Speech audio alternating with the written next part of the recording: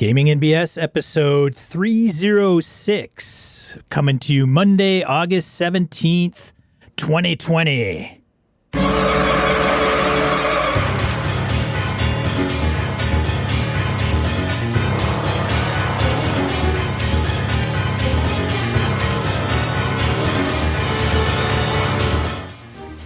Welcome to Gaming and BS, a tabletop RPG podcast. I'm one of your hosts, Sean. And I'm Brett. Welcome to the show, folks. Welcome back. Glad everybody's here. How you doing, Sean? I'm doing fantastic, Brett. How are you? How you feeling, buddy? The meds help, but I found out that in my neck, in case somebody cares about this, fast forward, cervical vertebrae 3, 4, 5, 6, and 7 are in various stages of not good. So I get referred to a neck specialist at UW-Madison. Hopefully the next week or so, and go see what has to be done. The theory is cortisone shot to the nerve to start with, and then determine what happens after that. My doc says, maybe surgery, maybe not, depends. That's why we go to specialists, right? So that they can be smart and figure things out. So it's annoying because it hurts, right? And you can basically, sometimes I can podcast without pain. Other times you sit, you do stuff, you go lay down. Walk over here, eat something, lay down. I was making really good progress, getting in better shape, and I can't do much. It's annoying. So, but in the grand scheme of things, it's not that bad. I know a lot of people with a lot worse things. So I'm trying to perspective it. You know, it sucks when something's happening to you, but this is a literal pain in my neck. But other than that, healthy. So hard to complain too far, you know what I mean? Yeah. So, did you game this last weekend or week? I did game. I gamed on Sunday. BX game with Hobbs, Lyncium game. So nice. I ran Delta Green on Thursday. Ooh, how'd that go? Was good, I thought. Session 1. It was decent. I liked it. I think the team. Anybody die? Nobody died yet. Nothing. Pretty low key. Didn't shoot anybody. Nothing. They have not shot anybody yet. No need for shooting yet. Yes. No need. Okay. Yeah. All right. Fair. Yeah. So that's good. I have one other thing I'm having to deal with. What did I do? My kids were busy, so we did not play MERP. I did not run. Excuse me. I'm running Avalon tomorrow for my home group. Undermountain last time was a really mellow Undermountain. We didn't get in a fight. we were at the post end of clearing out this drow piece, made a lot of friends. More role play, figure things out, got to Skullport. Made the right friends in the right order, which is not usual for us. We usually end up in a pile of crap right out of the gate, but we did pretty well. Found a nice place, decent place to camp out. I think a couple players might swap out characters just to do a little something different. So we'll see what happens. Well, that's fantastic. It was a good game, though. It was a good game. That's good to hear. So while you're still monkeying with technical stuff, I'm still monkeying with technical stuff. That's fine. I have in kind of as part of my Brett wants to mess with game systems thing, I've run Avalon using the Osric rule system before, and I want to do that again. I had a really good time with it. So I've been trying to figure out what I'm going to run for the BSers, and I wanted to do something different than 5e, but I still wanted to do Avalon. So I'm like, yeah, you know what? The hell with it. I'm going to give it the Osric rules approach. Had a good time with it before. I modify it a little bit, so it won't be anything crazy. I think I know what I want to do. Might be, Sean, you gave me an idea of a heist, so it might be a little heisty oriented. A pack of thieves, perhaps, but we'll come up with something. So I will get with you, and we'll get that on the schedule, and I'll put something out in the forums for BSers and patrons and such to hopefully get in on. So coming soon. Just got to get my details together. Sounds great. Are you going to run? And I'm sorry if I missed it. I was frantically trying to figure something out. But are you going to try? Are you going to do a homebrew AD&D Osric thing, or are you a little bit? I add. I do a little something with skills, kind of a little 5e borrow type of thing from skills. I was doing some reading up this last weekend. While my kids are gone, I had time to revisit what I had done last time I used Osric with Avalon. That was a good success. Kevin did that one with me and a number of other guys. So We'll pull that back out. Should be fun. Sweet. So look for an update on that coming soon, folks. And Brett, man, you gotta. I mean, I know you want to run and everything, but health wise, if you're feeling like garbage, it doesn't pay. No, it's not. It's not torture fun. yourself. That's why I'm trying to figure out what makes the most sense, and part of it is I'm waiting to hear from doctor. Right? If they say come in here, we'll stick you in the neck. Oh, look at that! You'll feel great for months on end until we schedule surgery. Fine, or whatever it is. Because as my doctor said, he's just a generalist. Going back into my health again. But generalist looks at things, goes, ooh, that looks bad. Send you off to somebody who knows this shit for a living, right? Somebody who does necks and spines and such. So, yeah, we'll see what we see. Hopefully it's nothing too drastic. Yeah.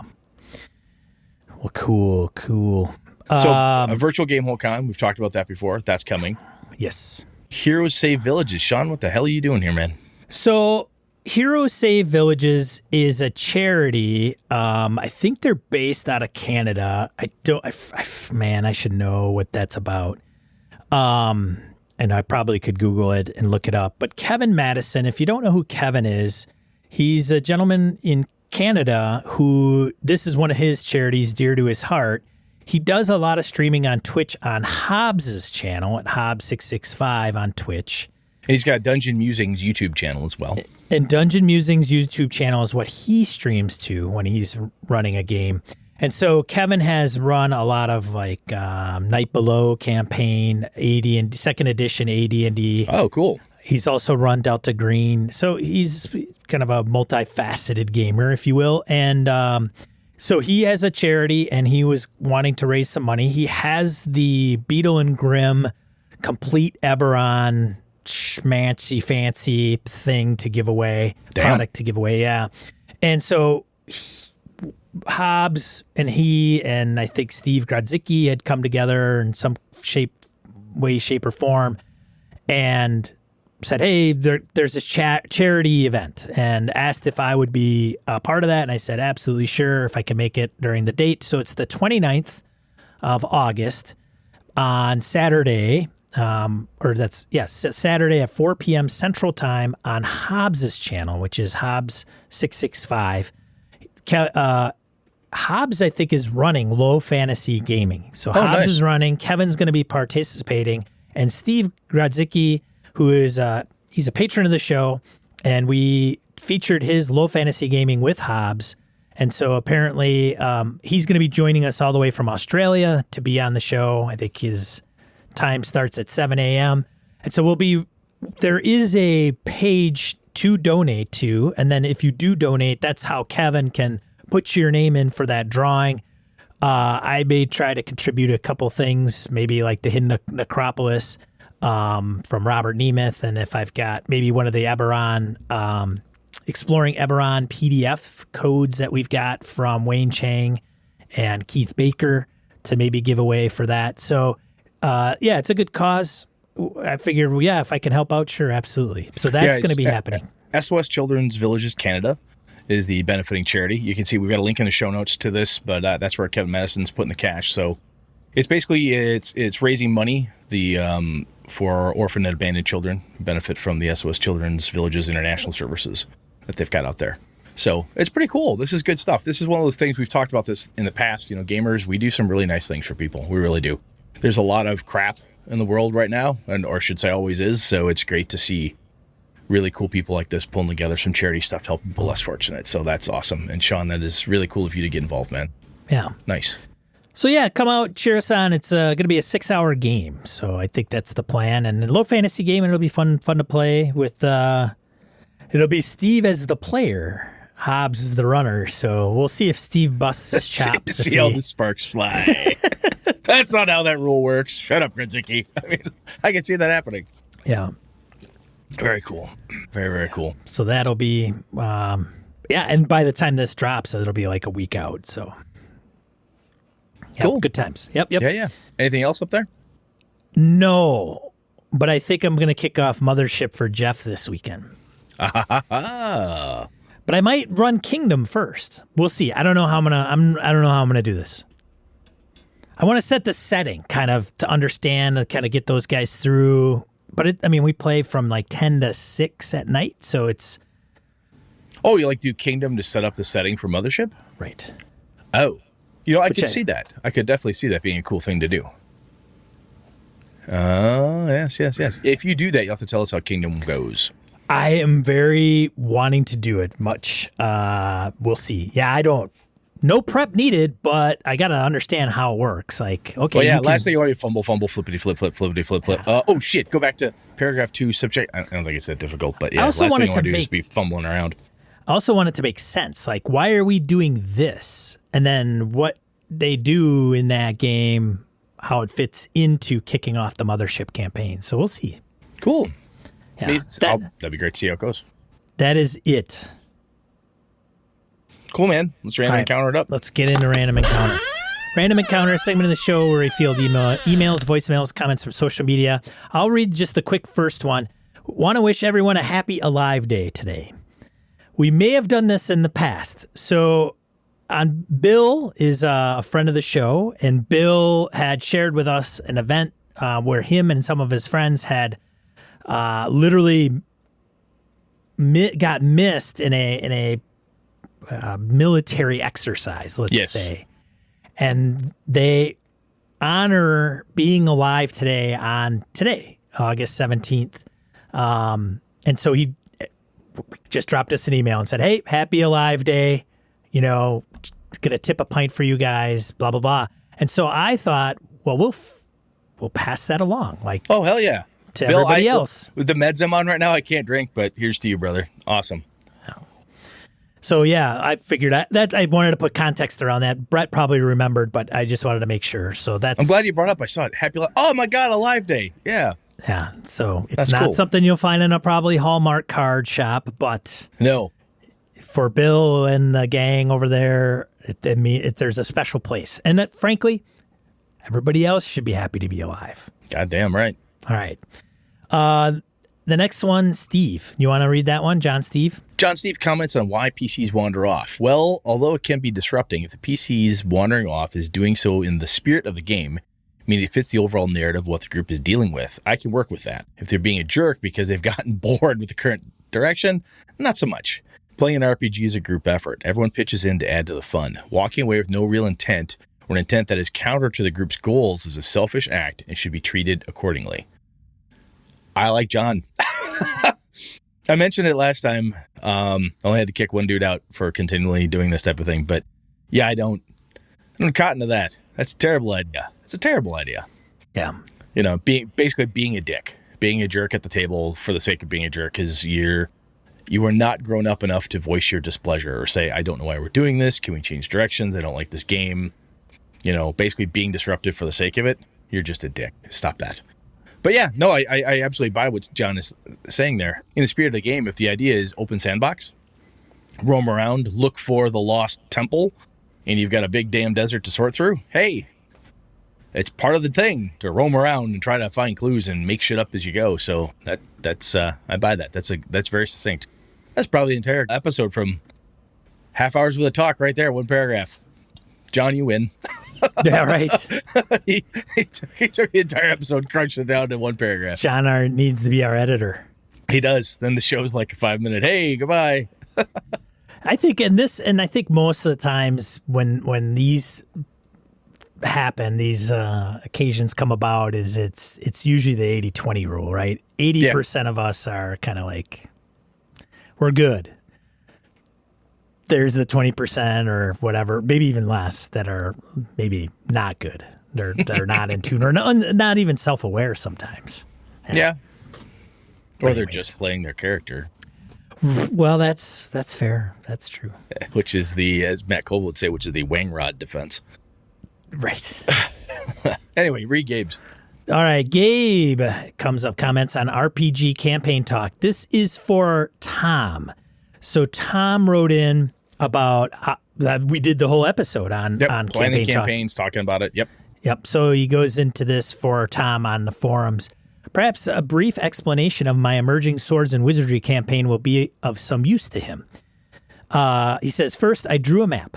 I didn't construct anything. The most care I took was that there were at least a few crazy or evocative features, such as the thirsty maw and the purple obelisk. I decided the starting location would be in Barton, a totally random town name. I began to wonder what kind of a town it was. It thus became Bartown. I won't weary you with too much world building, but in short, it became a center for the arts with the bard as its primary deity. For the first session, the PCs were confronted with 2 overt adventure possibilities.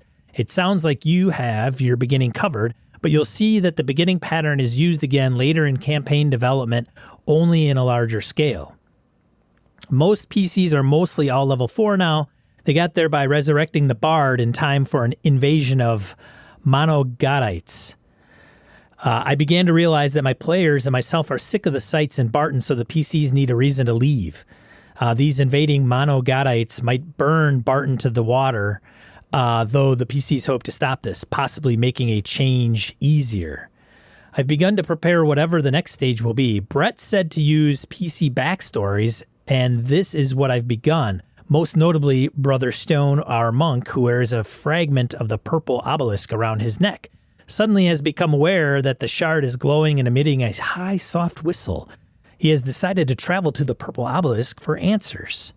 If I need other enticements for the PCs, I have 2 other bits of news ready for the 2 of them. Brother Sanguine, head of PC Johann's Druid Order, has started murdering the heads of other orders. There could be only one. Johann is from the Red Hills. Rolly, the PC Kender, will learn that a ruler in Kenderholm has embraced the Monogadite religion and is removing the fingers of thieves. A lot of this has emerged by instinct, but if I'm looking for a structure to this, here's what I see. Draw a map, make it big, but don't worry about detailing it. Start small, provide 2 or 3 adventure seeds with small or medium-sized dungeons at the end of each or all of them. Watch what the PCs do. Share the world map with the players. Allow them to choose locations as their homelands if they wish, and ideally add features or qualities to them. These will be leveraged for personal PC quests and adventures later on. Try to be aware of when the players, PCs, or referee have outgrown a location. I recently found myself shortening and skipping parts of my latest dungeon. My players started talking about exploring the world. Then give the PCs 2 or 3 personal reasons to leave. That sounds like a good recipe, yeah. That is a very good approach, and that's one of those you can roll your own with that one. You could totally zip-zap that sucker. Because, yeah, you've got... I then thought about the way he's laying this out with the bits of news, right? The things going on in the realms around you, the world, the planets, the whatever. The things my buddy Nick does really well in the Star Wars games is whenever he gets the chance, we get galactic news. We get people, oh, have you heard? Oh, this, oh, that. There's always some snippet of something going down. I used to do that a lot in my vampire games. The vamps go to bed for the day, they get up, somebody goes to court, they start checking the newspapers, what happened during the day? What happened the last 2 nights or whatever it was? So that kind of a rumor mill and so forth is great because then you say something and the player's like, huh, boy, that sounds interesting. And they suddenly leap to the edge of their seat, so they start standing on the table saying, where is that on the map? Well, you got a pretty good idea where it is they want to go because you're constantly feeding them adventure plots and ideas. So, I like that. I've used it. I did not think to bring it up, but it's a damn good idea. So thank you very much. That's very cool. It is cool. Gabe. Thanks, Gabe, man. All right, what's next here? Beholder's Horde comments on RPG Campaign Talk as well. I've had players not give or develop backstories before. It just wasn't their thing. Some of these cases I gave them, people or places to care about, and because the players didn't worry about this stuff, they would most often grab on the hook and gobble up the bait. Stuff like that building that burned was the orphanage your best friend grew up in during your childhood years. All the kids are safe, but what will happen to them? Your strange sister is missing. All you have is an odd note. Often players that have trouble coming up with stuff just need somewhere to start.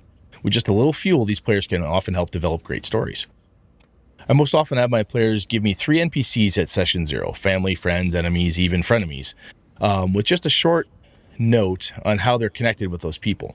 The last campaign, 2 players used the term a dark stranger. Boom, same guy. Now the 2 PCs are connected. Ooh, I like that. Not all players care about this stuff, just want to play. Some players never give me anything in writing, so I just take notes on small things they verbalize. Some players give me 10-page accounts of the PC's life up to the time the adventure begins. Each player asks them to point out 3 important things for me to use. This is easier than me as a DM and trying to guess what events hold special meanings to the players. I then try and work those items in the campaign as appropriate, depending on who needs shine time and what the party is doing. Even if the game is past session 0, you can get some of these items from the players to work in. One other thing I like to do is have players make NPCs they don't know. Barkeep, shop owner, city watch. I usually ask for 1 or 2 of these. The players get a kick out of me using them, and it can save me from coming up with random NPCs on the spot. I like that. There is something to be said with if you are watching the group and making note of things they say or what they're interested in. Sometimes it's the in-character stuff and the out-of-character stuff. Sometimes a player will say something like, boy, that would be kind of cool. I wonder if we'll ever get to go to the Crown Hills. That's interesting. For some reason, he wants to go there. Make note. Plant a seed, see if it goes anywhere. So that's another good piece. And I think Beholder's Hoarder's right. There are a number of players. Some players don't like being put on the spot because just creating names and things out of whole cloth can be very difficult. But if you say, hey, I need a bartender, somebody kind of, is he big, short, tall, skinny, fat, grumpy? What kind of bartender we got here? And throwing out options gets those creative juices flowing for some folks. That can be pretty helpful. That's a very good idea as well. Thank you. Good stuff. Sean, what's next? So the next one is from Anonymous. I was just listening to the RPG Campaign Talk episode. I have a few minutes left, but I had to take a break and wanted to share some reactions. Excellent episode, by the way, as always. Anyhow, here's something that occurred to me. In my recent experience, GMs may need to be far more clear and forceful about campaign expectations. I'm a game master, so I'm advising myself as well. Real example, I'm a player in a campaign that is just about to kick off. One of the players said that he wanted to create a fringe character with definite comedic elements. The GM tried kindly to say, well, you could do that, but in this setting, you'd be rather out of place. And that did not slow the player at all. Shocking. Sorry. Hands up who's been there. They'll adapt. Yeah, carry on. So we could have a human ranger, a half-elf fighter trying to hide his elven nature, a dwarf paladin, and a warforged bard who claims that he's part dragonborn and uses banjos, as weapons. And yeah, he wears a sombrero because he has dreams of our dimensions, 2-bit taco joints. Clunk. That's everybody falling off the disbelief ladder. Like, clunk. What the hell was that? Even before we rolled dice in play, the campaign's tone has changed to be more cartoony. One character can take the game from Twilight Zone to Futurama, both good shows, but with different moods.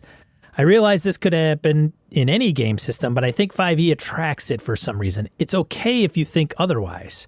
And here's the rub. Even though the GM tried to set expectations, the player steamrolled. I can imagine Brett saying, well, there'll be in-game consequences. And I certainly hope so. But one, as a player, I'm already now in a game I'm less thrilled about. And two, the same players who can be tone deaf to expectations are often tone deaf to the aforementioned consequences. You just don't like my character. Or why is the GM picking on me? Are things I can imagine those kinds of players saying in response. In short, if you can't read the room now, you may have trouble reading the room after your character dies. For me, the best option is to be bold about limits up front. Not, you can make whatever you like, but it will be tough on you. Instead, just, no, only humans. Or, sorry, those unearthed arcana options are too far out. There should be nothing wrong with saying, this is the kind of game we're playing. If the player doesn't like the setup, it's okay to skip the campaign or one-shot. If you don't want to play in goal, but you want to use your hands all the time, why are you on my soccer team? I like that analogy. I like it. It's very fair. I do not believe that being careful at setup is removing creativity or player agency within the game. You can attempt anything, but that doesn't mean you can come to the table with whatever concept appeals. Maybe in some games, sure, but if the GM is hoping for a specific tone/type of adventure and offers that to the players, I think they should comply. However, the GM may have to be very firm, more so than he or she may feel comfortable with. Is it a little dictatorial? Dictatorial? Maybe, but if it is for a good reason, one that is well explained and agreed upon by the table, it's fine, says me anyways. Be safe, fellows. Thank you for all your efforts and creativity. You rock, or yacht rock, whatever floats your boat. Nice. Yacht rock, baby.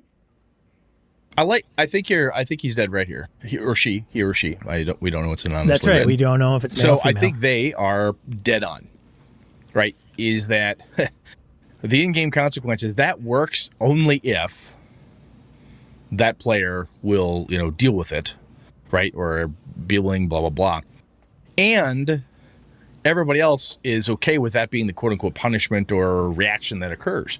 Because quite frankly, if this other person who made the weird-ass banjo-wielding, dragonborn wannabe Warforged, if that person is fucking up everybody else's fun, it doesn't matter what the game master does to correct the situation, consequent the player up or whatever. We've talked about this before. I see absolutely no problem with setting limits and expectations at the beginning, right? If someone were to say, hey, we're going to play low fantasy, there are two versions of low fantasy, at least. We talked about it on the show.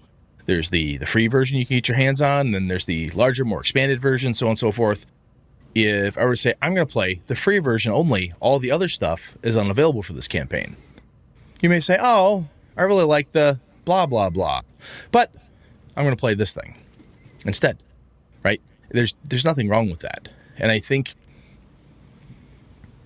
it used to be, and maybe 5e does this a lot insofar as, so let me say, I think there's a piece of 5e that makes it common insofar as a lot of splat books, even though they're big, they're hefty, everything in it is canon, everything in it is official.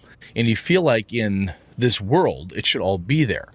And I almost said TSR for a minute, but WotC does a great job trying to make sure that the realms or whatever campaign world they have, you can fit all of that stuff into, at least for the most part. But we were talking about this with Papa Swick the other day, how when you're playing like the Tiamat adventure and you bring in like 5 Dragonborn, feels weird. So I think that's where those are toolbox games, much like somebody playing Savage Worlds. It's not, well, I've got Savage Worlds Rippers and you've got Savage Worlds Eberron, so I want to play this. It doesn't fit, because it doesn't fit the setting. And I think for some reason D&D doesn't do that as much. I know it used to, I think, back if you were in Dark Sun and whatnot, you had the cannibal halflings and you had craziness in the desert and whatnot, but it was, Anyway, that's a totally different topic, but I think there is something to be said for when you have a lot of splat books or a lot of additions and extras and extras and extras, sometimes you got to draw a line. This is all we're using, core books, or core books and this one extra class, or this one thing. No Unearthed Arcana, only this piece. Makes sense. Be honest up front, tell everybody what it is, and sometimes you got to say no. And honestly, the easiest time to say no is at the beginning, instead of halfway in, when the guy says, "Oh, I really wanted to be a super, comedic half Kender, half Warforged." No, you're not being half Kender, half Warforged. It's not happening, man. Say no up front to that stuff, and not, well, I don't want to upset your feelings, blah blah blah. It doesn't do you much good to dance around that stuff. Just say no. Cool. Good stuff, though. Thank you very much for writing in. Yeah, thanks, whoever you are. Absolutely. Sean, your turn. All right. It's from Graham. So, been a long, quiet time. I don't want to read the first part, but I made a recent return and caught the discussion of Red Market's 2D20 and MYZ, Mutineer Zero, on episode 297. BSers are smarter than BS. All 3 of these games are pretty remarkable. I've run a bunch of 2D20 games, from Conan to John Carter of Mars to the Dune playtests. I recommend it highly. The real reason for my note, besides saying, hey, I missed y'all, is to say Apocalypse World offers some great tools for building campaigns off of what is happening. I highly recommend giving Apocalypse World 2nd Edition a read just for the Master of Ceremonies guidance on threats, fronts, and clocks. Good to hear your voices again, Graham. P.S. You wrote another email. Shit, I suppose you two and most of the BSers are smart enough to pick up on this without me saying it outright. The ideas from Apocalypse World are easily portable to any other system. Be well. I have heard that about I have not read Apocalypse World 2nd Edition. I have a copy. I got in a bundle or something. I've got a PDF of it. I need to go back because the threats, fronts, and clocks. I've heard that's really good. It's really good stuff. On the 2D20 front, I'm glad you brought this up, Graham. My buddy Nick picked up Modiphius' 2D20 Conan because both he and I are Conan fans, and he got a hold of it. Oh, this is really fun. He's been running it with a subgroup of my home crew, so I'm hoping next time we get together in person, I'll have a chance to play a one-shot or something with him. He said he's really, really he likes the Doom mechanic and all the different pieces and parts with it, so I may have to go get me one of those, son of a bitch. But anyway. Thanks, Graham. Thanks for supporting the show, man. Buddy. Absolutely. Yeah. All right, let's see. Mike H. follows up on the person that only likes pre-published adventures. Yes, so Mike wrote in on the last one and said, hey, I got a guy that doesn't like pre-published adventures. And we all went, the hell? And we asked Mike, can you elaborate or find out why we were interested? Yeah. So, yeah. So, and Mike, before I read this, I hope we did not mean to offend. I was just shocked.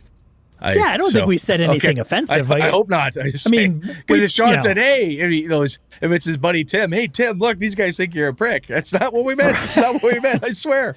Anyway, Mike H. comes back at us and says, hey, Sean and Brett, thank you for the comments on the show. I asked the game group to listen to your comments, especially Tom, the one in question. I guess I was wrong about him.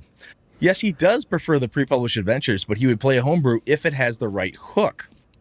I guess the last time he played in 2000, he played in a homebrew game, and the GM was unprepared, and the game was a disaster, and that is his reasoning. It makes sense to me. It ruined his gaming experience. I do appreciate all the recommendations on the pre-published adventures. Carry on, Mike. Yeah, see? Absolutely. There you go. I totally buy that. That's hashtag Sean nailed it. I mentioned that. I'm like, yeah. I bet you he could have started out in the hobby. Some guy or woman ran a homebrew, and it was shit, and he was like, no, never again. There is a pre-published something, the game master has something to fall back on, right? If they don't know, they can say, well, it's not in the adventure. There's an answer, so to say, within here, right? I'm in the dead marshes. What's here? Click, it's in this book. If it ain't in this book, it ain't there, type of thing. So that totally makes sense. I could see that. And I have, quite frankly, some of my worst gaming experiences have been homebrew adventure games. Well, I think it's easier to mess up. Well, I mean, not necessarily. That's a generalization. But I don't know why per se, but I think it comes down to, how do I do this? The people doing it, if I look back at it critically, the game masters that I've played with that I did not like, did not enjoy, I don't think they would be any good running any adventure if they ran it the same way they ran for me. So it wasn't I don't think specific to homebrew. It was their homebrew world, right, which they were masters of, and blah blah blah blah blah, and it was there's just this horrible, terrible thing. Sure. And the way they ran had more to do with it, I think, than the fact that it was their homebrew world. I've had homebrew worlds where things were weird, druids were gods, and all manner of different pastiches on fantasy novels and things, and I've enjoyed a number of them, although some I thought were weird. A buddy of mine built one off the Lensman series, which I never read, barely grasped the concepts of, and but it was the way he ran it. Had nothing to do with the storyline or the world. It was the fact that he's just terrible. and there is a John Cleese. I was watching something about him. I'm going to take a total aside here for a second before we get to the topic, and Mr. Robert Nemeth may back me up on this. I can't recall the name of a psychiatrist or psychology prof or whoever it is. But anyway, John Cleese has a friend and at Princeton or something, and he has said this many times, that the amount of skill it takes to know if you are good at something is exactly the right amount of skill to be good at the thing. So people who are just piss poor at something, lack the skill to know that they're terrible at something. Oh, interesting. I'm like, ooh, kind of harsh. Now that doesn't mean you can't get better, right? We've talked about this. Practice makes perfect. You got to keep going and keep trying. We've all done something at some point. We're running and we're not so good at it. But I remember those games in these homebrew worlds and that were terrible. And again, the worst game experiences I've ever had. But the game masters were also people who believed they were absolute masters of their craft and that everyone should learn from them because they were so goddamn good. Accept no feedback. They were on the mountain. Thankfully, we were able to come to the pinnacle of said mountain. It was not enjoyable. But don't, Tom, in this case, Tom, man, don't let that turn you off for homebrew campaigns. A good hook, right game master, you'll have fun.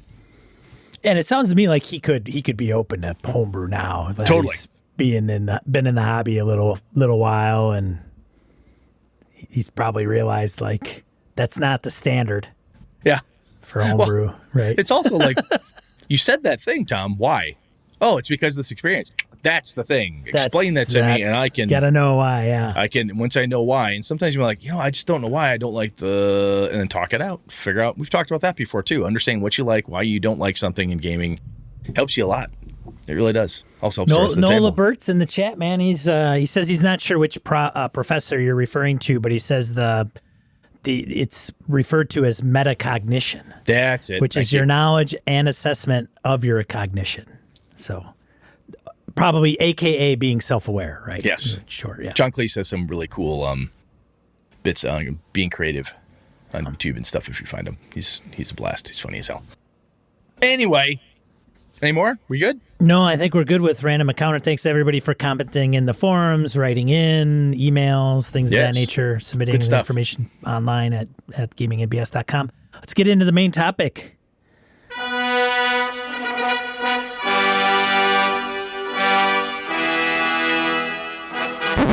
All right. So Brett's been on fire. He's like got 3-4 topics. He's ahead of the game. I got 5 main bullet points. I got sub bullet points. I got details on thieving. Yeah, he's got a pretty good outline. I'm surprised. Somebody must have called Brett and's like, man, Brett can't get outside. Brett can't shoot his bow. He can't do anything. He can sit at his computer and type. That's all he can do. So Sean's going to mess that all up tonight. Yeah. I got on the show. He's like, hey, I'm going to call audible. I'm like, are you kidding me? So what are you doing to me? We were going to talk about thieves and thieving. And like Sean stealing this episode. Perfect example. Still on topic. And then Wizards of the Coast came out with a survey, and I started going through the survey questions. And I thought, these are pretty decent questions. And if you haven't taken the survey, by all means, check it out if you're a D&D fan, or even if you're a fantasy role-playing gamer. It is a long survey. I will warn you. It is a long survey, yeah. I got wind of it through Twitter because I saw a quick post, D&D something. I don't know, survey. And Jared Rasher, friend, follower, supporter of the show, good all-around dude, a reviewer extraordinaire, said, hey, I took that. Holy crap, that's long. I'm paraphrasing his tweet. I'm like, really? Yeah. How bad is bad? I'll say, I've got time. My wife said a PTA meeting, or school board meeting. I'll see what's going on. Took most of the school board meeting to answer through it. They're pretty hefty survey. But I thought they were good questions into understanding like your gaming preferences. And yes, then I thought, well, like right before the going live, we thought we should have bingo cards or somebody fill out the complete survey based on Brett. And whoever gets the most answers right would get a prize. Well, it's going to take 30 minutes to get through the survey, and you might want to take it and fill it out and keep track of Brett's, and we're just like, nah. And we're not that organized, so no. So I thought, but it would be interesting to get Brett's take, and I'm certainly willing to chime in as well. We'll get through it. We'll get through some of it, and some of these may be like, oh, of course, duh, and that's a no-brainer. But I figured, why not? This is pretty low-hanging fruit for finding out how people like to game and what their preferences are. We've talked about this in the past, too, where people have said that they've given out surveys of their own kind to their groups. We've talked about what questions do you ask yourself, and sometimes it's very hard to codify that stuff, to sit down and write it and say, I'm going to write these things that illuminate how I do something. So, like any good artist, will steal the shit out of somebody else's work and tell you to go look at it, right? Thanks, wizards. Nah, it's all good stuff, man. Hell, it's not like I built Avalon before, played D&D for all these years, made my own world. Guess what causes the inspiration, right? There you be. So you're welcome to participate along and chime in the chat if you're online watching us live. That's great. And if you think you want to predict Brett's answers ahead of time, by all means, we'll. But I figured it would be a decent exercise. It's pretty decent. Just don't start content. at the beginning where it says, how many years have you been playing Dungeons and Dragons? So I've got, for those of you that aren't watching video, that's fine. We'll read them out loud, obviously. But here on Twitch, I've got the question up. It's right in the middle of all of us. Everybody can read it and see it in front of us. Brett doesn't even know what it looks like. I don't have Twitch but I figured this'll probably go off, I think, fairly well. So the first question, let's get started.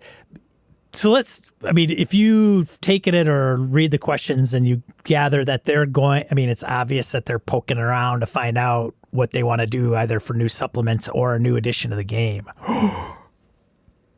Gasp. We don't want to talk new edition right now. That'll get me off on a different tangent. That's not in the cards. I'm sure that has nothing to do with this. I'm just saying that nobody wants to hear us bitch about that yet. No. So we'll complain about that a different show. So we'll skip through some of these. So let's shape future D&D products by taking the survey. We want to hear about the reasons you play, the reasons you DM, and the types of tools that could help you in your play. So some of this is going to be like, well, what tools do you use? And Brett could go, well, this is what I use. And we could have mentioned that 50 episodes, 100 episodes ago, but Brett could be using new tools now. So we'll see. Fair enough. Let's see. All right. What do we got?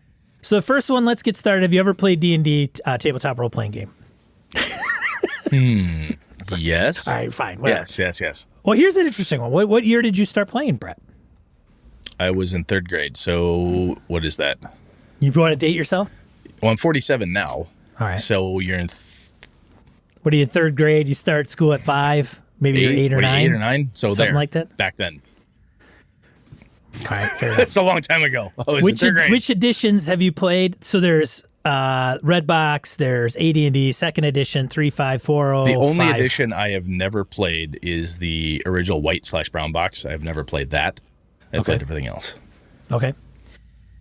Gaming frequency. So when was the last time you played each of these editions? That was an interesting question because, I have a love for it, blah, blah, blah, but I haven't played some of them in a very long time.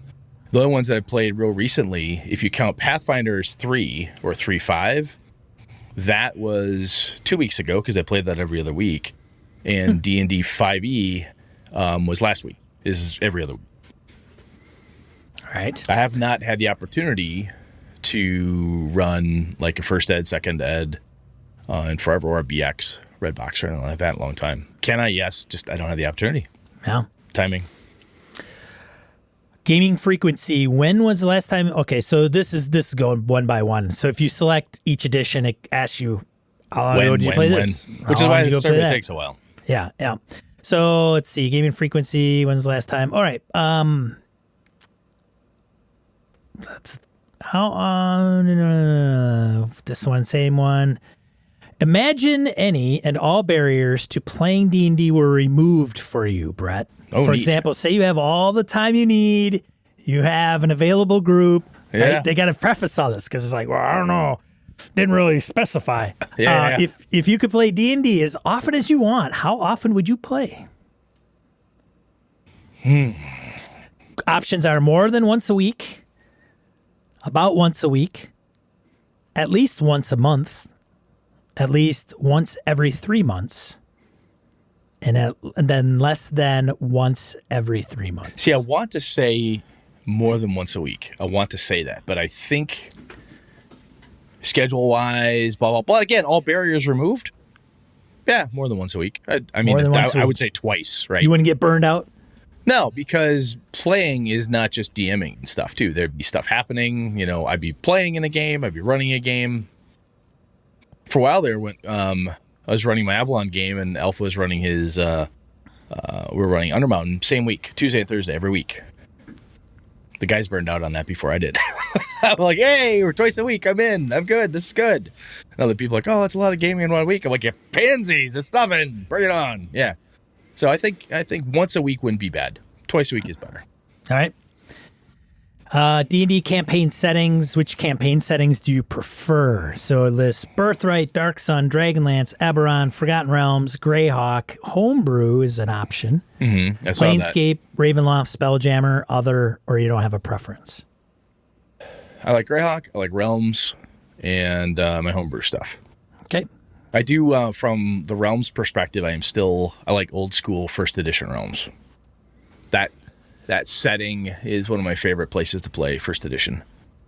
But okay. Anyway, just a preference. Favorite setting. Let's see. You mentioned.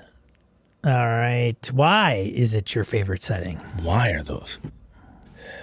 Well, the homebrew one, I built it, right? Spent a lot of time and effort and energy into it. That's why that's my favorite. The Forgotten Realms is a lot of nostalgia. Friends of mine, same with Greyhawk, had so much fun doing that for years. Those were the two worlds we adventured in all through high school and even through college. That was, I started building my own stuff, but the main campaigns we were in, especially that I was playing, honestly, I played in those worlds more than I ever GM'd in them. I think that might be one of the reasons why I like GMing in them, because I get to relive some of my playing through that too. No, that's those two worlds for nostalgia, and the my homebrew stuff is because I made it. So some of the things that are popping up are I went and answered a few questions and then I took screenshots. So the reason Eberron is up on the screen is because I chose Eberron, and why it's because I like the high action pulp style with still maintaining a sense of fantasy. So I should say the homebrew, the reason I made it is the reason I like it is because it has all the stuff in it that I like.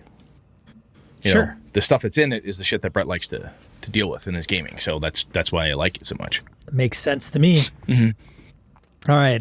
Motivations for playing D&D. How important are the following to you when you play D&D, Brett? Is Control Freak near the top? Is that? Yeah, right. Maximize. So this is, most extremely important. Yeah. Got it. Not important at all. Okay. And then everything in between. So there's 5 levels, right? Got it. So maximizing combat performance by carefully optimizing attributes and gear. I don't care. You don't care? Not really. That's low. That's low. I'm going to go low, high, medium. Just make it faster. All right. So there's like middle. Yeah. Okay. Very low. Yeah. All right. Next one. Same thing, motivations. Creating characters with detailed personalities, quirks, and motives. That's higher. I like doing that. That's fun. Okay. I picked slightly important for some reason. Some of these I don't think I answered right. You probably failed, yeah. Well, I think I started and I went back and I started getting screenshots and selected different ones. Next one, bonding over a shared experience with my play group. That's high. That's big. A kumbaya moment. Yeah, no, that when my friends and I get together, I go to a gaming convention, sit at the bar, sit wherever, somebody comes up and says, let me tell you about my character. Well, let me tell you about the campaign. Oh my God, this is so cool. Listen to our listener feedback. We are bonding over shared experiences. It's incredibly important to me. Fair enough. Next one, overcoming challenges with careful decision making. Yeah, it's pretty important. I'll go medium, high. All right. How important are the following to you when you play D&D? Creating my own adventures / campaigns. High. Yeah, I like to do that. Yeah, mine was really low. Pre-published guy, right? No, it makes sense. Yeah. I mean, honestly, if the game for some reason hindered that in some way, that would be a thing that drove me away from that game. Of like, oh, this only works, quote unquote, because you can make anything happen, right? But if the main thrust of it was pre-published stuff, it was such a workload to make my own, I would steer away from the game. Using miniatures in D&D gameplay. Not that high. Low, medium, low. Yeah, mine same. Being a powerful hero that defeats villains and monsters. Nah. No? It's fun. It's like medium at most. Okay. I don't mind being, low-level thief guy. That doesn't bother me. Doesn't have to be epic. Doesn't have to be. Doesn't have to be that big. Don't have to be a hero. Nope. Better to be an anti-hero. Can be. That can be fun sometimes. All right. Characters/monsters are beautifully illustrated in the books. I think when I answered this, I said medium because it's important. I was actually going over this last weekend, some old monster manuals, first edition stuff, just looking for critters and stuff. And some of the art back then, I'm like, wow, this is quote unquote terrible. But then some of that is awful. I know, but I think back and I'm like, it still was evocative as hell when I saw it. Oh, sure. I show the monsters to my kids, like, that's what a kobold looked like back then. Neat. They just, they see it as a different representation. And Ilana's like, well, the perspective's all off. Because my little daughter loves to draw and stuff. She goes, wow, that person. I'm like, you got to remember, this is the best person in the office who knew how to draw. If you weren't Trampier or, somebody, if you weren't, Jeff D, if you weren't in there. But anyway, I think the beautiful, gorgeous, full color stuff could be really great. But I love my Avalon art that Morrow put together. It's not lavish full color. It's very evocative. It's very well done. It's black and white. Look at the stuff that Robert had in his little zine adventure. It's good stuff. Yeah. It's the Necropolis. It's good art. It's not crazy lavish over the top. So that's why I'm kind of medium high. It's just good quality art. Doesn't have to be crazy. All right. Leading the group during gameplay. My personality says yes. Hi. What I've learned to do, we've talked about this a little bit. What I've learned to do is like leading the group takes multiple forms. It's like you don't have to be the spokesperson in PC, but sometimes we're like, okay, guys, what do you want to do? Hey, let's do this together. And sometimes it's just rallying the crew and helping to make sure everybody at the table has a chance to talk. Even, when you're the player and you're sitting there and that one person doesn't have a chance to speak because somebody else over there you can be like, hang on, Bev. Just give Todd a chance to talk. Oh, sorry, and then let it go. So sometimes that kind of, like I said, not upfront player character leader, but just kind of helping keep things organized. I like doing that. Volunteering at Gen Con and similar community events. It's not a big deal for me. No?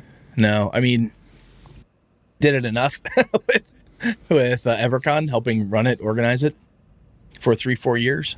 I mean, but I think it's medium, honestly. I want to, now I'm talking myself out of it. I mean, we do stuff. Volunteering to me is, I think of volunteering as like, hey, I'm going to go to Gen Con and be a table runner. I'm going to go to Gamehole Con and do setup and breakdown. I don't think of it that way. I think of, quite frankly, I pay to get into the con. I'd never run enough games to get my badge for free because that's not my shtick. I'm there to game and have fun with my friends and so forth. So I don't really volunteer per se. I'm willing to help out. Sure. I've been there before when Alex is like, hey, can you help us do table runners? Sure, man, I'm bored. What the hell? Do it. But no, it's not a driving force. All right. Let's see. Creating elaborate backstories for my characters. Nah. Not important. It's low, medium, low. Okay. I do a lot more stuff where I have bits and pieces than I develop during play. Fair enough. More fun for me. The rule books and guides feature amazing artwork. Kind of commented on this already. Yeah, much the same. Good, solid artwork is fine by me. Yeah. Let's see. Volunteering to help run D&D meetups and similar local store events. That's not my thing. Yeah. Brett's not a big AL. I want to get into AL and run events at the local store consistently kind of guy. Neither. If I actually had a local store where I could go and say, hey, I'll run a game, I'll run a Call of Cthulhu, we'll do something. That'd be fun, like pickup game. But that's kind of what I see more as the BSers thing is like, hey, that's more fun for me. Alrighty. Helping others learn how to play D&D. Yeah. So I'm getting my MRI I don't think I mentioned this. So I get my MRI last week and Thursday. And the guy doing my MRI, he sees my D20 tattoo on my right leg. He goes, "Oh, you're a gamer, huh?" I said, "Yep." He said, "Oh boy, I used to play, blah, blah, blah." I said, "Oh, really? Do you still play?" "No, but my son was looking to." But then, oh boy, you know me, I surprised him. I gave him a big stack of books. I said, "You got to read all that before we can play." And I'm like, "Oh my God, you did it wrong. Jesus, you did this wrong." Don't have to read all that. So crap. I go through the MRI, which is not a fun experience. Getting shoved in a small tube. So go through that, come back out. Before I leave, I'm like, I will not sleep tonight if I don't do this. I turn around and say, the 2 box sets, the 2 starter sets are really good ways to go. And I give them like, go here, check this, check that. Oh, yeah, maybe. Yeah, that might be a good idea. So yeah, that's important. I got kids I got kids I teach. That's important to me. Yeah. That's important. Let's see. Taking charge of the team and deciding how to proceed. Medium. Okay. It is. Okay. You look like you disbelieve me. I just think that you're a take charge kind of guy, Brett, I can sometimes. be. Well, I don't have any. I mean, part of it is like, sometimes I like to make the character that's not. So I'm an IT director for a living. I got to make decisions all fucking day. Right. What do you guys want to do? I don't care. You want to light on fire? I'll light on fire. What do you want to do now? It's sometimes much more fun to be the follower character. But I prefer to take the leadership. Like, okay, are we doing this together, or helping the group find a consensus? Sure. More than forcing them to do something. All right. Being part of a fun group activity. Oh yeah, that's huge. Kind of big If deal. it's not right? fun, what the hell am I there for? Identifying creative ways to solve challenges and obstacles. That's huge. Yeah. If the game system doesn't allow that type of creativity, if it's got a board game feel, to use that analogy, like, look, you either roll 6s or nothing, or you've got to have the right card or the right number of chips and pips or whatever on your character sheet. This doesn't do it for me. I want that open-ended. I know the rules don't allow this, but I love those pieces. That's got to be there. Accumulating powerful weapons, spells, and artifacts. God, that's fun. That's medium high. Medium high. Yeah, I mean, I think that's one of the things I don't like. We've talked about this in the past. One of the things that 5e disappoints me with is I like the gear from 1st and 2nd edition. +1 swords, +2 swords, finding cool treasure. That's fun. Gear is fun. Okay. All right. Creating a homebrew world / campaign setting. Fuck yeah. Yeah. It's huge, man. No brainer for Brett. Researching rulebooks online /online, rulebooks or online, to optimize class / skill combinations. That's not big for me. I know that's huge for some folks. I remember when Pathfinder put out like a player build guide book. Oh yeah, yeah. It was an actual hardcover book you could buy to tell you how to min max. I'm like, holy shit. Yeah, it was Max. I can't remember what the name of the book was. But you can find there are things out there right now. You go to YouTube, whatever. What's a good sorcerer build? What's a good this build? And people making very specific builds for D&D or any game system out there. That doesn't do much for me. Yeah, not that important. Is that big for you, Sean? No. I mean, it depends on the game. Like Pathfinder, I felt that I wanted to do it. I think I felt I had to do it. Felt obligated? Yeah, but I didn't want to. But I thought if I didn't, I mean... If everybody else is dealing out 150, 220 points of damage, you go, 1d4. I remember Doc saying, I played a character class and I didn't pick, I was like a fighter and I didn't pick power attack or something. It was Fighter 101. You always picked, and I didn't. Power attack, which leads to cleave, which leads to greater cleave. Yeah. Right. And I didn't. And he's like, it wasn't, I don't know if that was the exact example. Well, it doesn't matter. But it was like a spell or something. It looked askance at you like, what kind of a noob? Exactly. Like, what? And I said, well, man, I don't want to be the same. Why don't you just play pre-gens and they're always the same and they're static and we just pick from a pile and they're all optimized. And every time I level up, we'll take the next optimal level one. Yeah. Right. Yeah. Yeah. like a card game or something. Anyways. Yeah, that doesn't interest me too much. No. Now that said, both Sean and I know plenty of people that totally dig that shit. Yeah, and that's absolutely fine. Now, we are talking about our preferences. Yep. There's nothing wrong with it by any means. Yeah. It's just our jam. Ow. Hurt myself this weekend, so I'm a little tender. Anyways, resolving obstacles and encounters with sound tactics and strategy. Medium. Yeah, I would say the same. There's something fun about that, even if it's theater of the mind and you've got a good idea and, hey, we'll do an arrow volley and then that'll give the thief time to sneak through the shadows. And then even if that plan is a quote unquote nebulous theater of the mind plan, it's still a tactic, a plan that you've got that's pretty cool. And you can visualize it in your head and not just walk up, well, I hit the next goblin, hit the next one. I make it the ogre yet? Okay, hit the next one, get the ogre type of thing, That's more fun. That's like planning a good heist. Whether you're using the system, the mechanics to help you build the heist, or you do it old school where you literally talk it out and sit there and plan for hours, or however you do it, being creative about that stuff is a lot of fun, and using really cool tactics that can be cool. Good time. Creating guides / podcasts to help players get started with D&D. It's a fad. I don't think it's going to take off. I mean, if I did Who would want to do that dumb shit? If I did it, I would have to sign up for about 5 to 6 years. Right. I mean, to really see if it's... Gotta try it out for 5 years. Yeah, and if I don't like it, I'll take it back. Yeah. All right. See where it goes. Yeah. See what happens. So ranked pretty low then. Pretty low. All right. Fair enough. Not interested. Introducing new players to D&D. I think it's big. I like... We've talked about this before. What game would you introduce people to? I still go to D&D because I love Dungeons & Dragons. I've always had such a good time with it.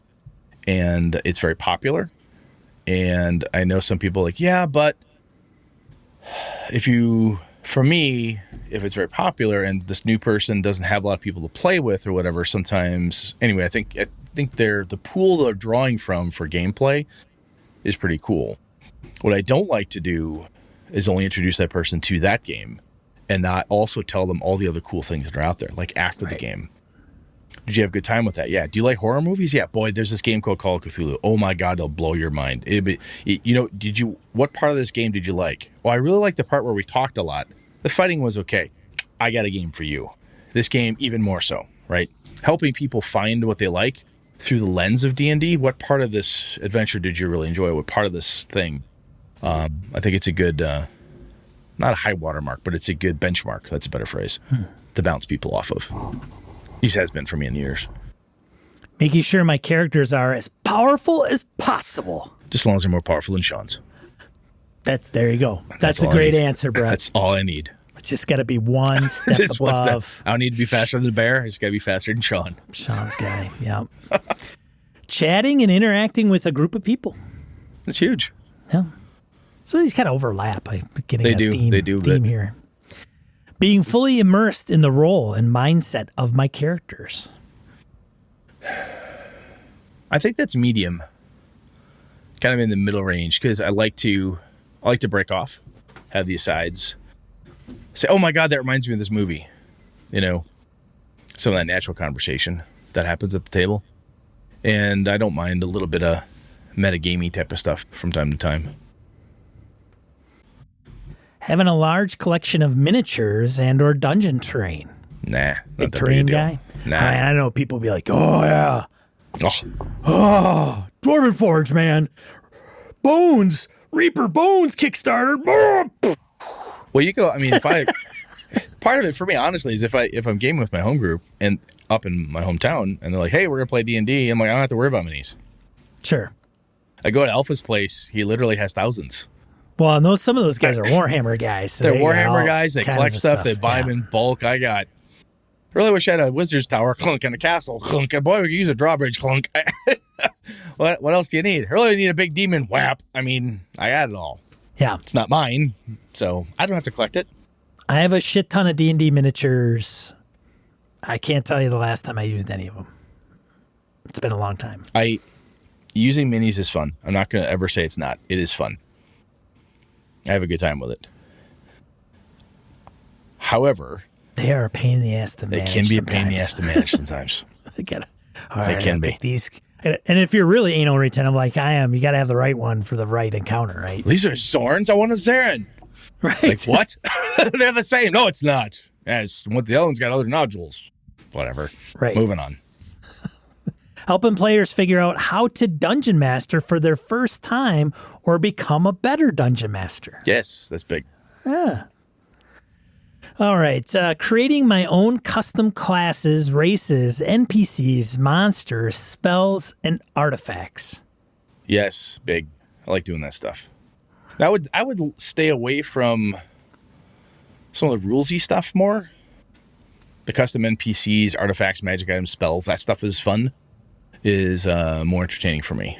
I don't like sitting down and necessarily crunching through classes as much. Now, granted, as I talked, mucking with system stuff and whatever, there's some of that involved. But what's more fun is saying, hey, I want an NPC that breaks the rules or, a different magical item or something along those lines. That's a lot more entertaining for me. That shit I can do on the fly. I like that.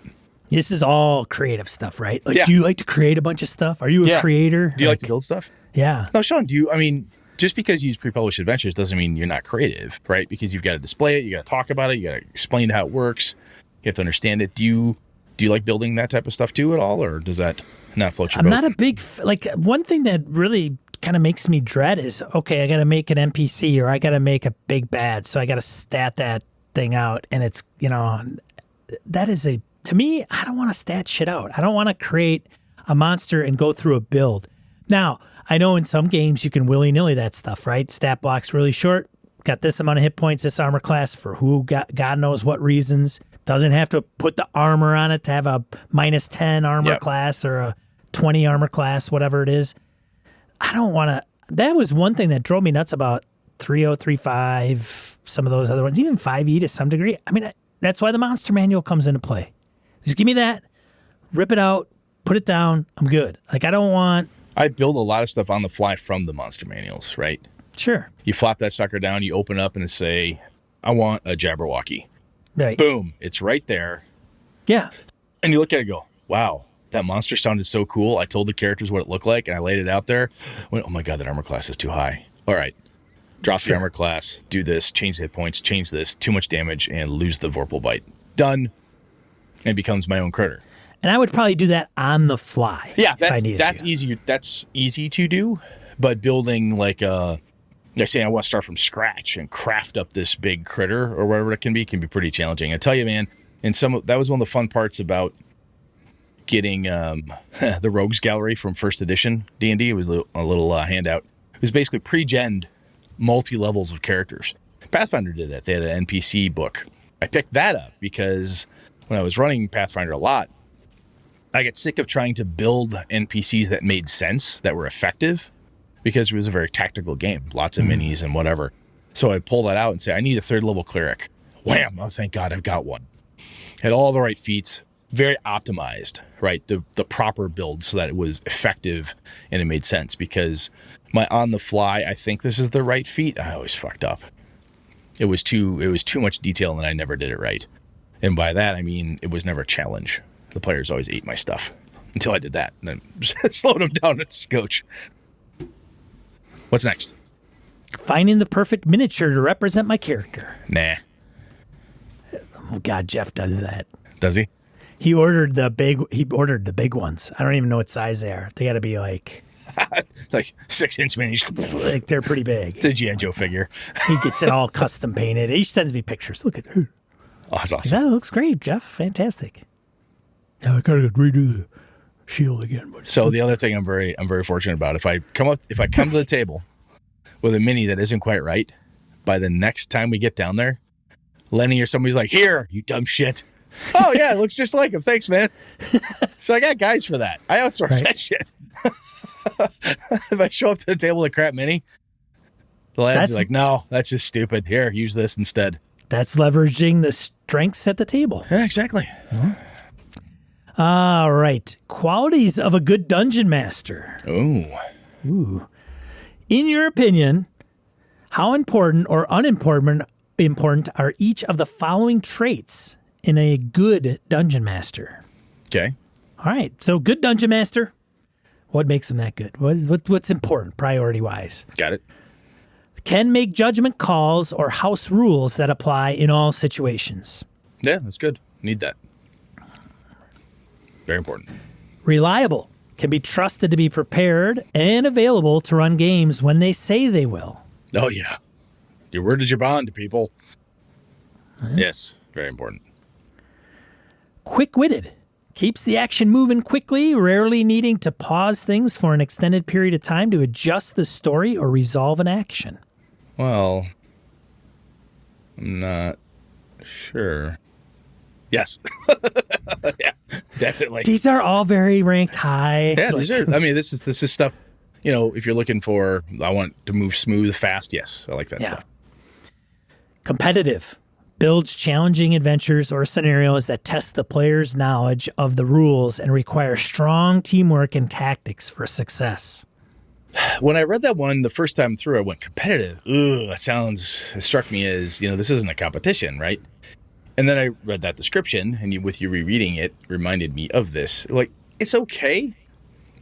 I don't see the rules, I don't use the rules quite like that, right? Like, I'm going to build this thing, and if they don't know that it takes 3 climb checks to scale a 60-foot wall, boy, are they going to be... I don't get that noodly. Yeah. Hey, here's a wall, here's a thing, here's a challenge, figure it out. Someone goes, hey, according to the swimming rules, I can hold my breath this entire time. I didn't know that. Don't care. Moving on. Learn that for next time. But I don't specifically build a swimming challenge where you've got to dive down a pool that's just past your ability to make all 3 checks, and then you've got to get... I don't go for that. Yeah, I'm with you on that Too one. much math. Appropriately challenging. Consistently presents encounters that are challenging enough to be interesting, but not so difficult that they are discouraging to players. Yes, that's pretty important. And this is where I say screw balance type of thing is like they have to be challenging and interesting. They don't have to be, CR equals level divided by the square root of pi. It doesn't have to be that way, right? But yeah, I think that's pretty important. Patient. I don't have time for that. Don't time. Moving on. Didn't even finish the question. I know. Lets the group move at their own pace to give players the time to look up rules or make a decision. Ooh. What? I think it would be good if I was. But I also don't like dawdling, right? So I think there's a fine line there. There's look up the spell, do your thing. But we've talked about this before. If every time it comes to Brett's turn, I'm like, oh, hang on, let me see what the Firebolt spell does again. Oh, for God's sakes. Right? How do I attack again? Fuck. There's got to be... No. I mean, there's a fine line there. You got to be patient enough. But you can't let people just linger forever. It'll drive me bananas. Organized. Keeps things organized with notes and rules, references ready ahead of time to keep the game moving. I've got an answer around here somewhere. Hang on. I think... Yeah. No, I think it's important. The first question, being able to make on the fly decisions, quick-witted, so on and so forth. I think that helps, right? So helps to minimize the amount of notes and prep and so on and so forth. But yeah, you want to be able to have an answer. And even if that answer sometimes is like, I don't know right now, I'll get back to you. We've talked about that type of thing in the past too. It doesn't have to be that the name of the innkeeper's second cousin's first child. You don't need to know that. That's not that critical. But the important things you should know. Right? If you had a table of names, you'd be fine. Yeah. I mean, it's that simple for names. But, if I don't happen to remember how the swimming rules are earlier, I'll be able to find them quick. I got to say, though, I think that if you got somebody that was really organized and somebody that was somewhat, there's a difference. You can noticeably tell how they run a game. It's tighter. Yeah. No, absolutely. Absolutely. Yeah. Especially if it's something that they're... When I hear organized, I think ready to run. Sure. Like, you have what you need to run and be effective. Go. Versus, hey, you want to play D&D? I guess. Yeah, sure. What are we doing tonight? Sure, I know how to run. I can DM. Yeah, let's sit down. Let's go. I got something. Make some characters. What are you going to do? Hang on. Got it. Otyug's in space. I don't know where that came from, but I got it. Let's go. Let's go. You know, I mean, Eggs in space. I don't know how I got it, but we're doing it. Genius. Brett, Genius. you're genius. I love it. But yeah, but organized means, ready to run, prepared. Right. You've got what you need so you can get going. Yeah. All How long right. you want to go, man? We're over an hour. You want to keep rolling? Yeah, we'll keep going. I don't know how many we got of this thing. We might be not only halfway through. I don't know. All right, keep going. Storyteller weaves a compelling story using spoken words, both by portraying characters with distinct voices and describing locations and objects in an engaging way. I think that's kind of medium. I like trying to be evocative and trying to use good language and all that stuff and trying to get people to feel certain things. But sometimes a quick description, an allusion to something else. We've talked about that before. Hey, that scene in Minas Tirith when that, it looks like that, but blue. Oh, cool, great. And people are often running. It's important. But if you're not, and this is where, I've talked about Matt Colville before. He has been told, and he said so, that because he's not a trained actor, he has no business being a dungeon master and streaming because he's not a trained actor. This, Which is absolute horseshit. And the same thing here. If you're not an accomplished storyteller with great oration and you're not a thespian and you don't need that. I think it's more important that you figure that stuff out and you continue to work at it. But I don't think it's not do or die. All right. Trying to find out what number we're on. That's all right. We'll go for a bit more. Go for a bit more. All right. Focuses on the players, understands their intentions, and interprets them correctly. Oh, that's huge. Not me. I don't care. Yeah, Sean. That doesn't matter. I don't. You don't make sense, and I can't understand you. Well, that's your problem. Well, but I didn't want it up. You do that. You turn left. I want to turn right. Too bad you turn left. But I want to turn left. Too bad. All right. No, that's important, though. You got to listen to your players. You got to listen to them. I guess you can listen to them. How you handle it is up to you. Yeah, that's up to you. Yeah, it's a whole different ballgame. All right. Collaborative works with players as the game progresses rather than dictating the story or forcing the action to follow a predetermined script. Otherwise known as a railroad. Yes. Yeah, collaborative is key. That's important. Right. I was reading a thing in the back of the Osric rulebook the other day, and I'll paraphrase Stuart Marshall, I think is the one who said it. He's like, story is the outcome of the game. A story is created at the end, right? And we're not perfectly crafting a thing all the way through to make sure that all the right choices and keywords and stuff are hit. Again, paraphrasing, adding some of my own language there. But yeah, you got to be collaborative, work with people. All right. Because otherwise it's a board game. Let's see, next one. Tactically cunning. Plays the monsters as cunning foes during combat encounters, especially by using knowledge of the rules. I think that's medium high. All right. Wow, we got a few to go. Okay, we'll start. Let's bust through, man.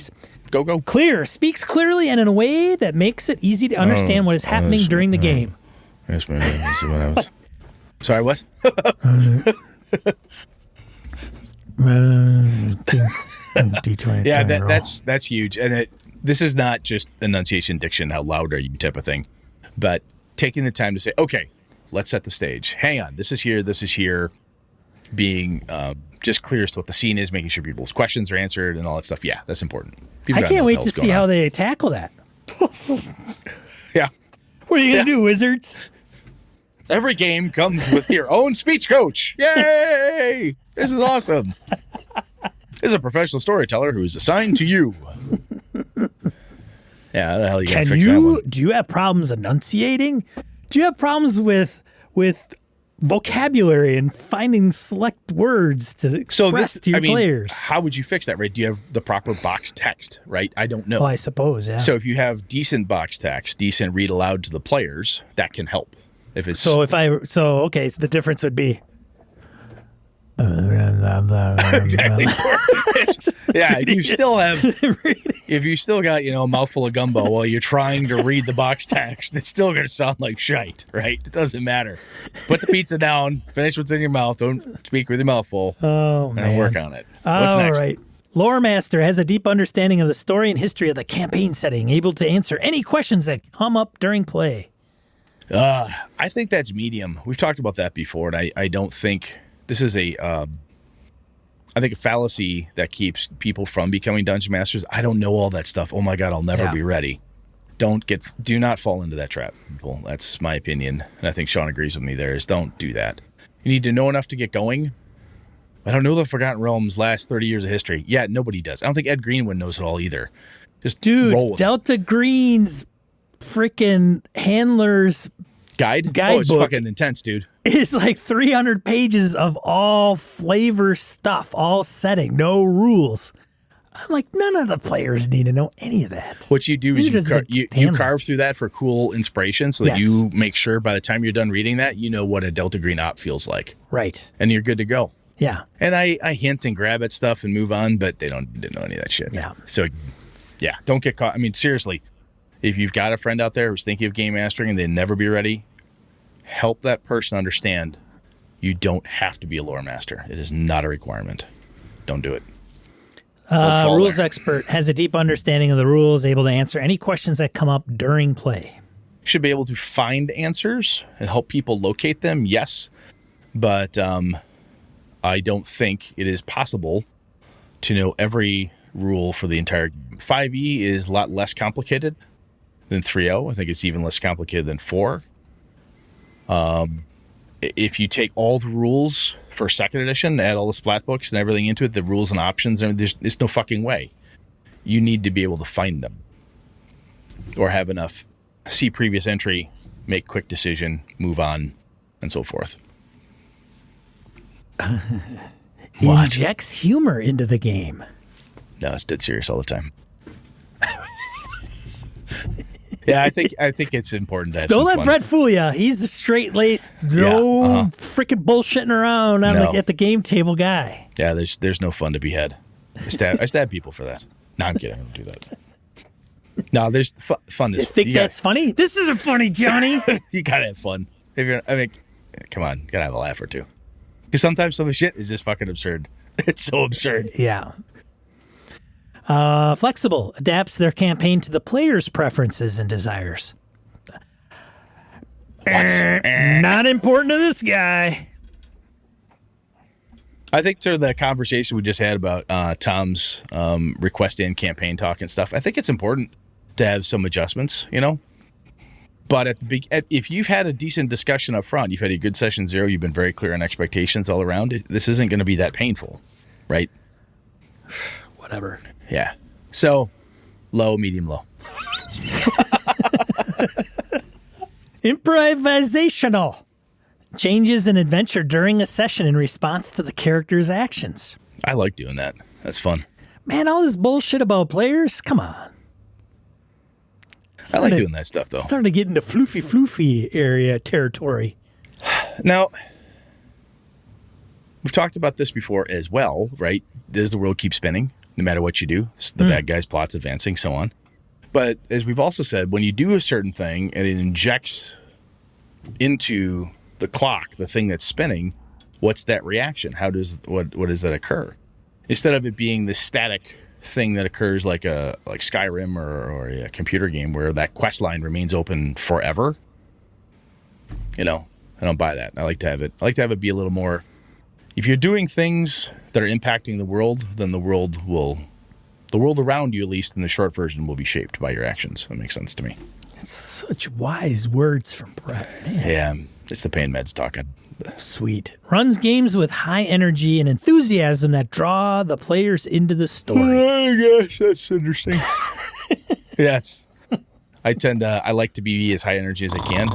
Running at home, I've actually found now that I've got a different webcam, I can stand up when I run. Yeah. Which helps me a lot because I don't like running from sitting at all. I don't like sitting and running. Get a standing desk so you can do Roll20 standing. I do. I have this camera now. I just tip it up. I can stand. Very nice. That's super nice.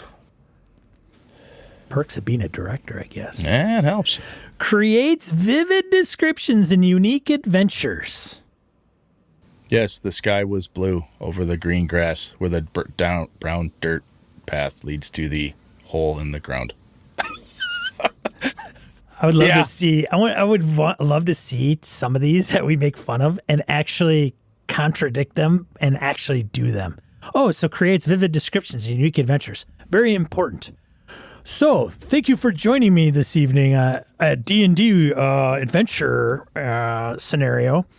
Your characters start out in an inn. It's wood made out of deep oak, probably cut from the tree down the road Exactly. that had stood there for hundreds of years. You can tell by the beams they're hand-hewn by a left-handed gnome using an adze, which is an ancient device. Brought about, oh, for fuck's sake. Yes, that's lovely. Did he use a draw knife? Oh, left-handed draw knife, of course, left-handed draw knife. Yeah. I think that type of question, like, okay, yeah, of course I want that. I want somebody who gives vivid descriptions and stuff, but sometimes it's not. And this is, again, when the DM's like, oh, I don't have your up-and-coming game master, even players like, oh, I don't have that, I'm not that creative. What they mean to say is they're not, eloquence too strong, but they don't know how to describe things on the fly. That's a topic coming up on our show, too. And you don't have to. You could say, my character is basically Bilbo, but with an axe. If that works for you, that's fine. It comes down to what does it take to set it in your mind, and you don't have to be this wonderful author to do all that stuff. So just got to get some papercraft, take it to old school DM standards. Yeah, you're good to go. If you can do that, you just throw it down there, let the players wallow in that wonder for like a half hour. You don't have to describe anything. You just lay it out there beautifully for them. You see what is on the table. Questions? I'm going to get a beer. I'll be back. Tell me what questions you have, because they'll spend an hour oohing and eyeing. Seriously, you did not ask me what kind of stone that was. I'm a little disappointed, player. Yes. Fair. Adjudicates rules without favoring one player over another or without tilting the odds in favor of the players or monsters. Yeah, I think so. I think that's whatever. I've always got a favorite. I got to say, I'm a fan of the players. I want them to have a good time, want them to have fun, But at the end of the day, bad decisions, if they cause your character to get gacked because, hey, it is what it is. Fair is fair. Let's see. Have you ever been a dungeon master? I think we're wrapping up, which is cool. Good. Why did you start DMing? So no one else wanted to be the DM. That's one reason. I wanted to create my own stories. Yes. I wanted to play a new edition. Yes. Brett's checking. Seriously, I'm like thinking why. I wanted to keep my group going. Yes. I found a new adventure / module I wanted to try. Yeah, game system. Yeah. Yeah. I saw a celebrity or online personality I admire acting as a DM. No, such things did not exist. That did not exist. That's all about. That did not exist when I was in third grade. That was not a thing. So I think, honestly, though, one of the main reasons at the end of the day was, I've said this before jokingly, but also serious, is I wanted games run the way I wanted them run. It's part of its control freak thing. Well, it says I wanted to be a storyteller. Well, yeah, I guess. That's kind of it in a way, because. Oh, here it is. Yeah. It says right here, I wanted to run / direct the game. There you go. That would be the main one. I getcha. Because I like to. I feel I'm good at it. And I like to, as I said, with my homebrew games, I put the things in it I like. And I like to be creative and collaborative with my players and all that good stuff. And I distinctly remember seeing or watching other game masters run stuff. And as I hinted before, with some of the terrible game masters I tried, or people who thought they were really good, blah, blah, blah. I'm like, man, if I were doing this, I would have done this. Why did you just say no? That would have been so much cooler if, and man, it would have been neat if, well, you got to put your money where your mouth is, right? At some point, this is how I want to do it. We should pose that question to the forums, actually. Why did you start game mastering? And why did you start playing? Is different, I guess. Game mastering is a little more of a jump, though. It is. And I would find more people that are starting out are like, hey, I just started Game Master. I just started Dungeon Master. Like, why? Yeah. Like, why? What gave you the itch to do it? Was it? That's a good question. Yeah. And it is legit to answer. I saw Matt Mercer do it. I thought it'd be fun. Sure. That's an absolutely legit answer. I saw Teen Phoenix run it. I thought that'd be cool. Right. Fucking legit. There's nothing wrong. And we joke about that. Like, oh, I saw a celebrity. There's absolutely nothing wrong with the fact that you saw Joe Manganiello and you're like, wow, that's pretty cool. Well, wow. I do it because I want to be Joe. I want to be like 6'5", ripped, and this is Dungeon just one Master path. like movie stars and producers. This is just one of the paths. Sean's checking off the first I want box. to play with Tom Morello. Game I want to Master. run a game for Tom Morello. So Sean's got the Game Master checked. He's got that part down. He's working on the ripped and stretching himself every night to try to get to be 6'5". All right, let's go on. Let's move on, shall we? Yeah. What year did you first DM? Do you remember, Brett? Let me think. It would have been, I think, 4th grade. Fourth grade, 1 year. 4th, 5th grade, yeah. It's crazy. I can imagine. Imagine 4th grade Brett running a game. It'd be terrible. Oh my It was god. Redbox. It was Redbox, man. Yeah. Yeah. It was like 5th, 6th grade I got into game mastering. Again, I couldn't get anybody to play. So the next question is, which editions of tabletop D&D have you ever DM'd? First, second, third, fourth? I've never DM'd 4th. Neither have I've I. only played. I've never played or ran 4th. I played it for a very long session. It was okay. It's kind of meh. Just didn't wow me. In the past 12 months, about what percentage of your overall D&D playing time has been spent DMing? Half. 12 months? Half? Yeah. That's pretty good. I run half the other half the time I'm playing, which is crazy now. Because strike that, I would say 3/4. So it would be strike. Hold on, got 3 games. 2/3. 2/3 of the time I'm DMing. Now that's including games that aren't Dungeons and Dragons, but I'm game mastering still more than playing. But now I'm playing more than I have in a very long time, which is pretty cool. What do you personally do to prepare for a D&D session, whether as a DM or as a player? I don't know how much in the weeds we want to get into these because they're pretty open. Yeah, these are pretty open. A lot of it for me is like checking notes. I take enough notes, review stuff, and I think a lot. We've talked about this before. What is prep? Right. Prep for a game. A lot of it for me is like, I got a game tonight. Like earlier this last weekend, I thought, they took out the 2 Pendangalons. What's coming next? Oh, yeah, Nick's got followers now. Oh, what should I do about that? I'll go read their downtime emails. Answer downtime emails. Okay, cool. Yeah, all right. I put a lot of thought on it. I don't write stuff down per se. Get back, review the session notes. We always take notes from each session, publish them out there. We go over it, refresh everybody's mind, and then we kick into the game. And by then, I've had a week to 2 weeks to think about what could possibly happen based on what they do, and then we just roll with it. And that's not like I'm so awesome at it. It's just experience. I just know that works for me. It's interesting they put down or as a player as well, which I'm wondering like what the responses would be for as player. I review my notes. Well, and I also wonder how that plays off knowing and having like DM all the time. Oh, a lot. Right. You can tell. At least for me anyway. Yeah. Yeah. Do you like any digital aids to play tabletop D&D, like an online character builder, digital tabletop, and or video meeting platform? Yes. Everybody should answer yes just to get wizards to make one anyway. And if you don't use it, what the hell? Yeah, at least it's there. That's right. Their character builder isn't bad. No. D&D Beyond, their character builder isn't bad. Well, I don't even know if that's really wizards. I think D&D Beyond's be separate, I think. Well, whatever. I'm just saying I use that. I agree. Roll20 works. For online character sheets, which are my buddies and I use it for. But knock, D&D Beyond. Yeah.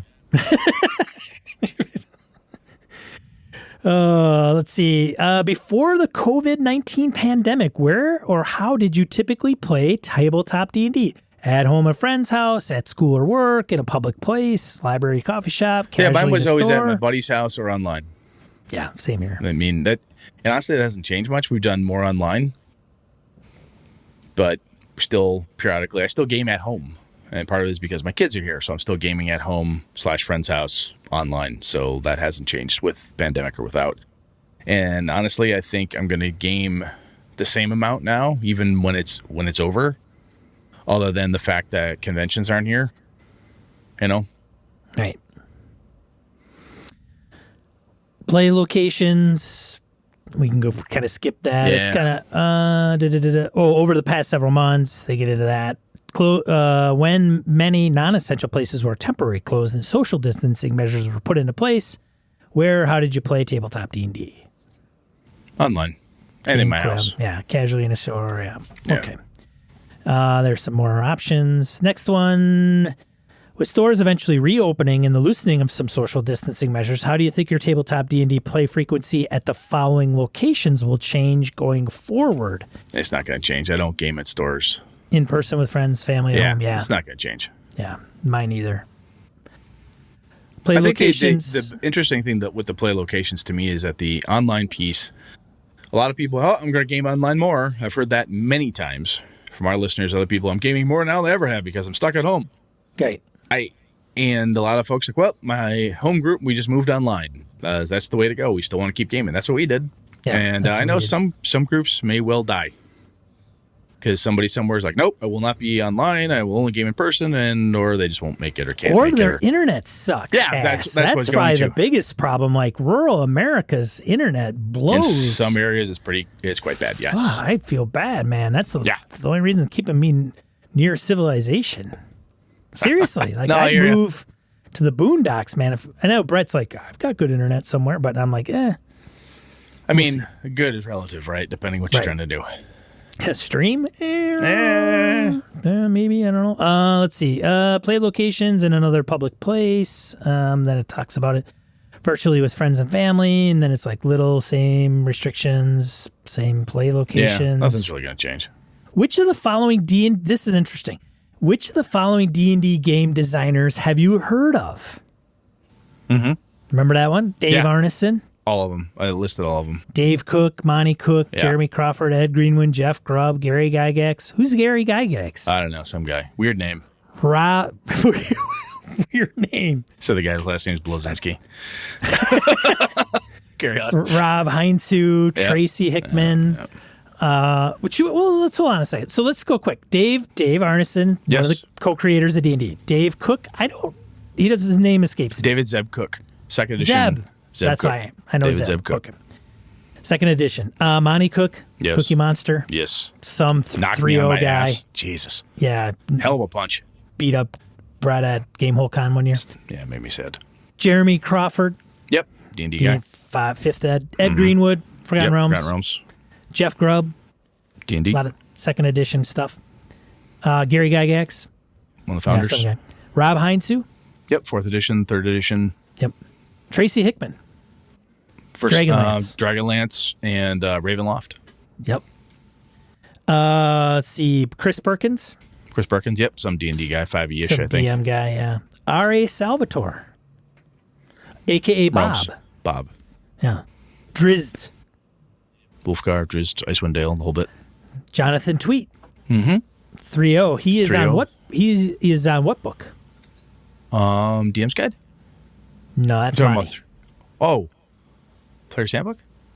What one are you talking about? He's so the Skip Williams, Yeah. Jonathan Tweet, and Monty Cook. They all did 3-0, and each one has a book. So Monty did the DM Guide. Okay. Skip did he do the Monster Manual? I can't remember. Anyway, and then Jonathan did the Player's Handbook. Am I get that right? Could be. Because Tweet and Heinzo did the 13th Age. They did do 13th Age, of course. Yep. Margaret Weiss. Yep. Dragonlance. Let's see. That's it. Demographics. Then they get into diversity and inclusion, male, female. What's your age? And that's it. Whoops. And there's a picture of my dogs. That's it. We made it through. Whew, took a while. It's pretty comprehensive. It's got some, and like we said kind of at the top of this, we ran really long today, folks, so appreciate everybody sticking out this long. But I think, if nothing else, some of those questions are things like, for me, I found it more introspective, like, why do I do that? Do I really like that? You don't have to be honest. It's a survey. No one's going to check you. There's no survey police to stop you. But I took it pretty seriously. Went, do I like this? Do I not like this? It's interesting to me too when I'll be like, I think this is really important, really, really important, or yes, I love all these editions. When's the last time I actually played one?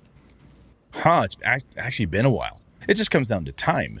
And that's where, when the question is, in a perfect world, flat field, sunny day, no cross breeze, how many times would I game? I play different versions, right? That's part of it for me. It's like I'm digging through D&D books and stuff. I've started cracking into my second edition stuff. I'm like, there's a lot of good shit in here.